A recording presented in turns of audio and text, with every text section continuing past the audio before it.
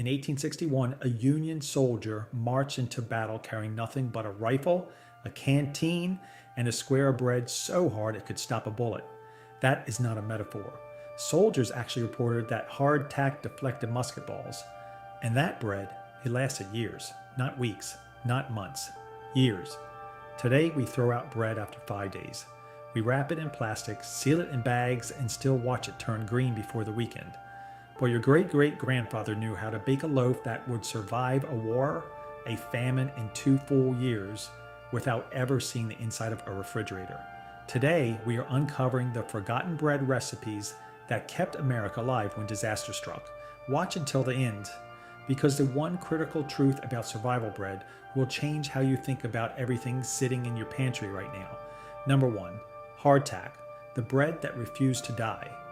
During the Civil War, the Union Army issued 3-inch by 3-inch squares of unleavened flour and water to every soldier. No salt, no sugar, no yeast, just flour and water, baked until every last drop of moisture was gone.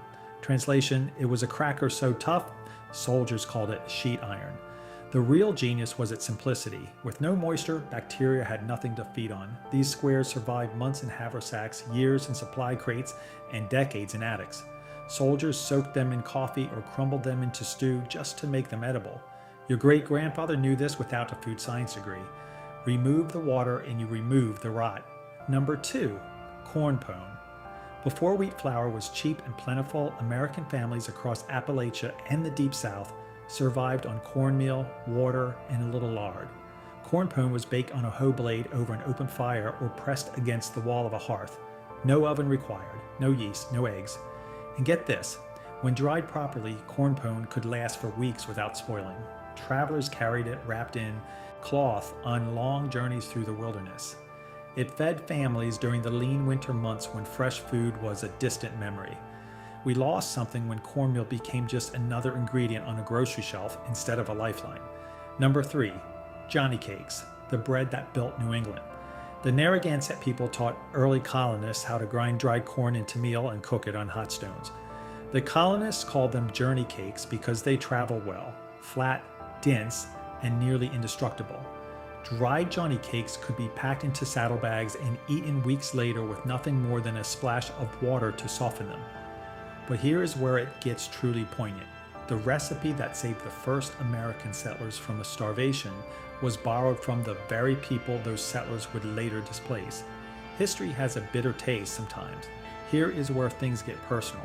These breads are not just recipes, they are survival strategies written in flour and water. Every one of them follows the same ancient principle. Remove moisture and you remove decay. No preservatives, no chemicals, no plastic packaging. Just the simple wisdom of people who understood that when disaster strikes, you do not need fancy ingredients. You need knowledge. If this is bringing back memories of your own family's kitchen wisdom, hit that subscribe button and join a community that believes the old ways still matter. What survival recipe did your family pass down? Tell us in the comments. Number 4, pilot bread. If hardtack was the soldier's bread, pilot bread was the sailor's. For centuries, ships left American ports carrying barrels of thick, dry, round crackers designed to survive months at sea. Whaling vessels out of Nantucket and New Bedford stocked pilot bread by the barrel. The recipe was almost identical to hardtack. Flour, water, and sometimes a pinch of salt. But pilot bread was baked at slightly lower temperatures for a less punishing texture. In Alaska, pilot bread is still a staple today. You can walk into a general store in Bethel or Nome and find it stacked on shelves, a living relic of a forgotten American tradition. Number 5, Zwieback. German-American communities across Pennsylvania, the Midwest, and Texas bake this twice-baked bread that translates literally to twice-baked. The first bake made bread. The second bake drove out every trace of moisture, turning it into a golden, shelf-stable rusk. Zwieback became the bread mothers trusted for teething babies and sick family members.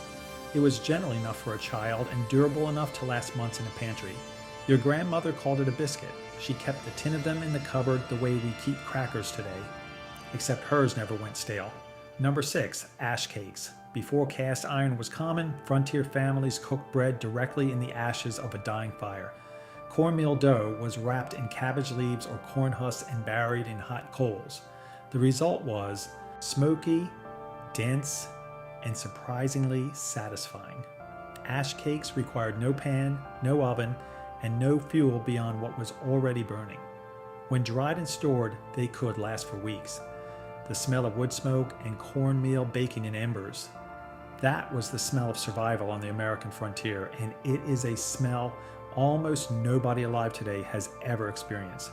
Number 7, Mormon trail bread. When the Latter-day Saints made their brutal trek westward in 1846 and 1847, they carried a modified hardtack enriched with a small amount of lard and sugar. It was still rock hard. It still lasted months.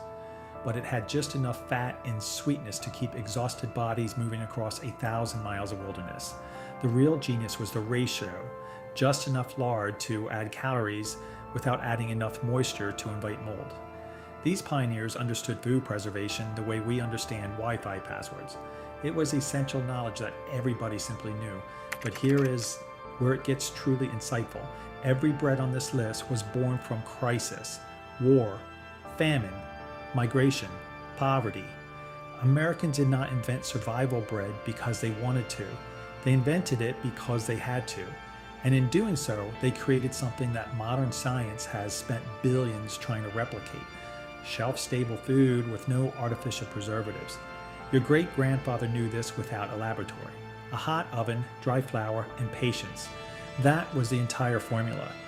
If you are finding value in these forgotten lessons, tap that like button. It helps more people discover the wisdom we have nearly lost. Number 8, Seabiscuit. Not the racehorse, the bread. American merchant marines and naval crews ate Seabiscuits that were baked so dry they had to be soaked in water or broth for hours before they were edible. Reports from the 1800s describe biscuits that were still technically edible after 5 years in storage. Worms were a common problem. Sailors would tap the biscuit on the table to knock them loose before eating. It was not glamorous, but it kept men alive across oceans, and that mattered more than taste ever could. Number 9, Depression-era water bread. During the Great Depression, millions of American families survived on bread made from flour, water, a pinch of salt, and nothing else. No butter, no milk, no eggs, just the bare minimum to hold dough together. Mothers baked it thin and dried it on windowsills in the summer heat. Stored in cloth sacks, it lasted weeks. The loneliness of making food for one, or the strange grief of feeding a family something so simple. Those emotions lived in every dry, crumbling slice. But it was food. And in 1933, food was everything. Here is the truth we have been building toward. Every single bread on this list follows one principle. Remove moisture and you remove decay. No electricity needed, no refrigeration, no preservatives you cannot pronounce. Just flour, water, heat, and time. We live in an age where bread comes wrapped in plastic and injected with calcium propionate, so it lasts 9 days on a shelf. But our ancestors made bread that lasted 900 days with nothing but a hot oven and common sense. We lost something when we traded that knowledge for convenience. The next time disaster strikes, and it will, the families that survive will not be the ones with the biggest refrigerators. They will be the ones who remembered what their grandmothers knew: flour, water, fire, patience. That is the recipe that kept America alive. And it still works today. Hit subscribe for more lost American memories and forgotten wisdom. Because the old ways are not gone. They are just waiting to be remembered.